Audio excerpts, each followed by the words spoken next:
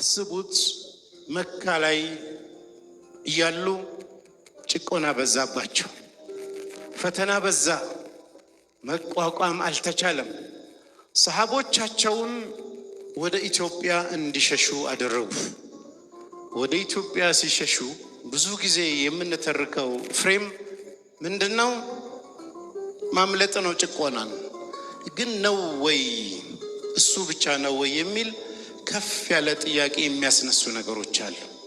ምክንያቱም መካ ላይ የነበሩት ተከታዮቻቸው በአምስተኛው ዓመተ ነብይነት በመጀመሪያው ሂጅራ 12 ወንዶችና 4 ሴቶች፣ በሁለተኛው ዙር 83 ወንዶችና 18 ሴቶች ወደ ኢትዮጵያ መጥተዋል። ከዓመት በኋላ ወደ ኢትዮጵያ ከመጡ ከዓመት በኋላ የሰለሙ ሰሃቦች መካ ውስጥ የነበሩት ሐምዛ 39ኛ ላይ ሰለመ፣ ዑመር 40ኛ ላይ ሰለሙ። 40 ተከታዮች መካ አሉ። ኢትዮጵያ 101 ተከታይ አላቸው።